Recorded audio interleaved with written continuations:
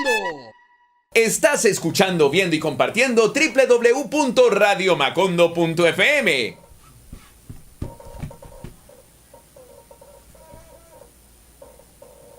Periodismo independiente. Lo entendí clarito. Vamos a hablar de la democracia en Colombia. Si usted piensa que ha vivido en un país democrático todo el tiempo, pues mejor reflexionemos un poquito. Realmente en Colombia hemos vivido gran parte del tiempo bajo estado de sitio. ¿Qué es el estado de sitio? Es un régimen de excepción que debe ser declarado por el Ejecutivo, o sea, por el presidente de la República, y debe ser declarado en momentos muy especiales que conlleven a un riesgo para la población o para la nación, como una guerra interna, como un despelote interno, como una guerra civil o como un ataque de Godzilla. ¡Radio Macondo! Y es que el estado de sitio, por lo menos hasta 1991, pues se convirtió como en el pan diario, viejo tal. Es más, podríamos decir que en Colombia se viene gobernando esa punta de estado de sitio, lo que ha convertido prácticamente al Ejecutivo, entiéndase, al presidente, derechito en un legislador, viejo tal. Lo que el man dice, eso se hace. ¡Radio Macondo! Y es que en Colombia hubo periodos en los que se impusieron profundas restricciones a las libertades públicas a través de la justicia militar para juzgar a los civiles. Eso sucedió principalmente entre los gobiernos de Carlos Lleras Restrepo. El viejo verde, ¿no? El del billete de 100.000, el que usted poco va a ver y que además es abuelo del actual vicepresidente de Colombia, Germán Vargas Lleras. La misma calaña. La misma calañita. Entre el gobierno del señor que acaba de citar Mario, pues, y el gobierno de Misael Pastrana Borrero. El papá de Andrés Pastrana. Exacto, célebre por el fraude electoral de 1970 que dio origen al movimiento M-19. Entre esos gobiernos, en ese periodo de tiempo, el 30% de los delitos del Código Penal colombiano eran competencia de las cortes marciales de este país para acabar con tanto guerrillo carachas. O sea, eran juzgados por los militares y prácticamente pues habían convertido esto en una dictadura, ¿no? ¡Radio Macondo!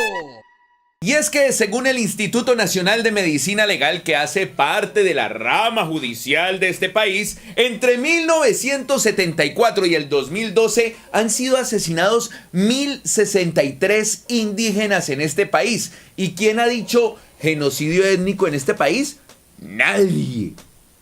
¡Radio Macondo!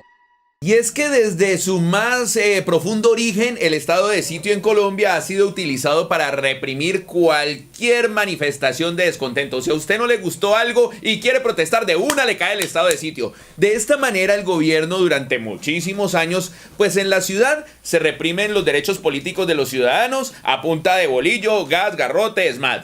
Y en el campo, pues, volea plomo, viejo tal, con la excusa de que es que allá hay subversión. Entonces, esa es la realidad que ha vivido el país en los últimos 60 años.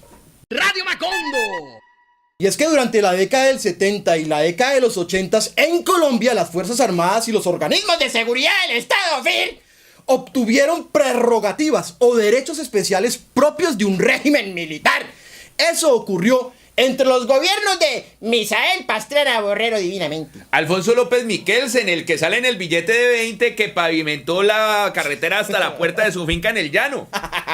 además de Julio César Turbay Ayala. ¡Caray! El papá del que dijo que la corrupción en sus justas proporciones, ¿no? Exacto. Y también el señor Belisario Betancur Cuartas, que vino a gobernar, fue a punta de palomitas de la paz. Entonces, entre Pastrana y Belisario, Pastrana papá y Belisario, dictadura en Colombia disfrazada de democracia. Y tú nos das bolillo y gas. Si esto no es una dictadura, ¿qué? ¡Radio Macondo!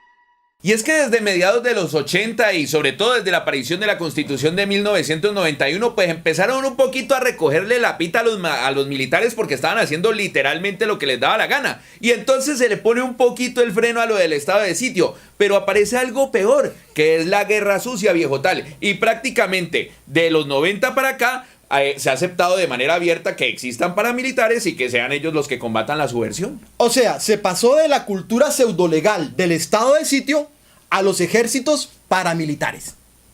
¡Radio Macondo!